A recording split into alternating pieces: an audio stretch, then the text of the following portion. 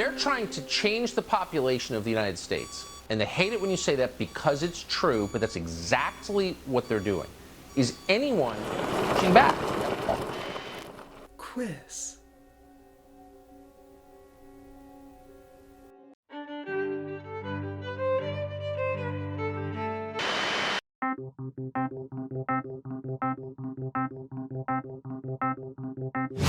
Hello, if you're a possum, and welcome to Kwiss this night. Tonight we have a special program for you, a chat with the most popular news anchor in these here Estados Unidos, Trucker Carlton. Oh, I'm sorry, that is Tucker Carlson. I interviewed him earlier in the timeline, but still while I was on the air. Let's take a look. The country and the world have gone through a lot. From Trump to global illness to the death of Gilbert Gottfried. Powerful men have been exposed as grifters and abusers, and SCOTUS is bought and paid for by dark money interests. Given the general chaos, what do you do when you think about it all? Well, it's awful. I mean, abuse of power is always awful. Any kind of power. Sexual power, financial power, any kind of power. It's also really common. People abuse their power by definition. That's just a function of human nature. So I don't think it's surprising.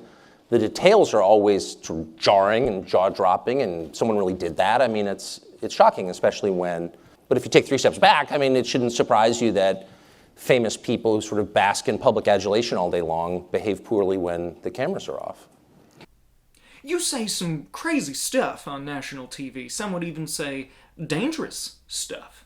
Especially for a potato. What's your response to that? Everything I say on television I sincerely believe, and if I can just put in a plug for my employer, you know, one great thing about Fox, and this is totally sincere, is no one's ever told me what to say or what to think, ever, and not even any guidelines. That's right, and I believe we have some examples of those beliefs. I believe we have a clip. Yes. They're trying to change the population of the United States, and they hate it when you say that because it's they know that calling you a racist is the fastest way to make you obey. I have less political power because they're importing a brand new electorate. Every time they import a new voter, I become disenfranchised. You're doing it wrong. What will the consequences of that change, of that revolution be?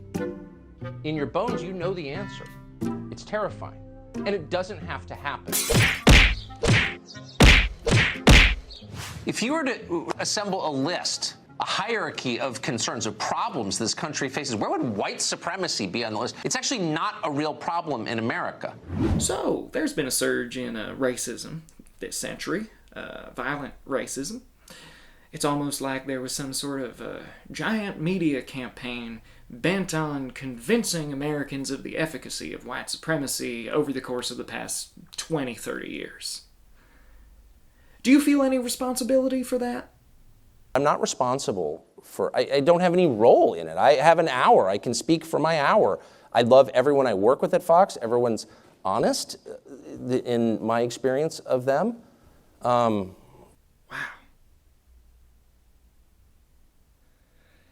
Just wow. Americans watch a lot of content. When it comes to the newsy stuff, what do you think the best practices are?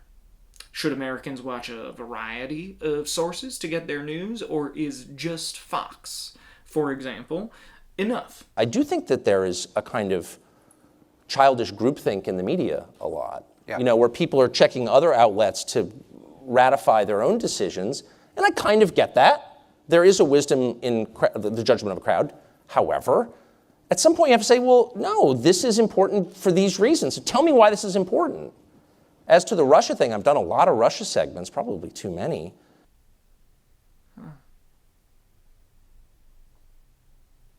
Your show is, oh, I'm sorry. That last answer got to me. Sorry to the viewers at home as well. Holy Jesus. What is that? Your show is, let's say, patriotic. Do you like being Trump's favorite big boy? I was talking to some moron the other day from the Washington Post who said, Are you alt-right? I said, well, geez, I don't know. I don't think so. It sounds bad. What is alt-right? Well, I don't know. It's bad. Okay, well, I'm not, because I'm not bad. And he said, well, I called David Duke the other day and asked him what he thought of your show. And I thought, you called David Duke? So that's like puts you one up on me in the alt-right category, right? Okay, I've never called David Duke. And he likes your show. What do you say to that? You're like, what? I don't know.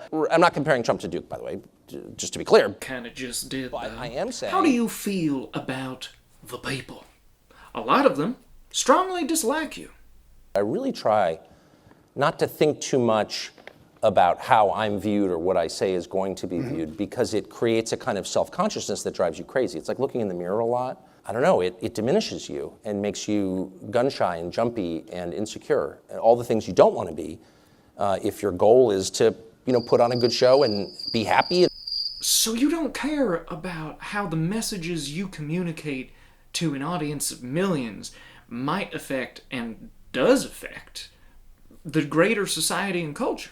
Yeah, I mean, I believe in no, of course I don't.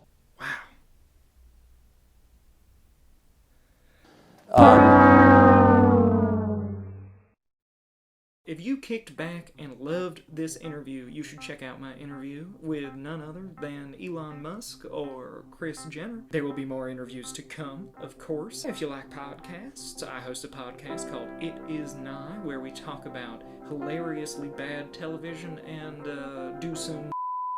Alright. Toodles.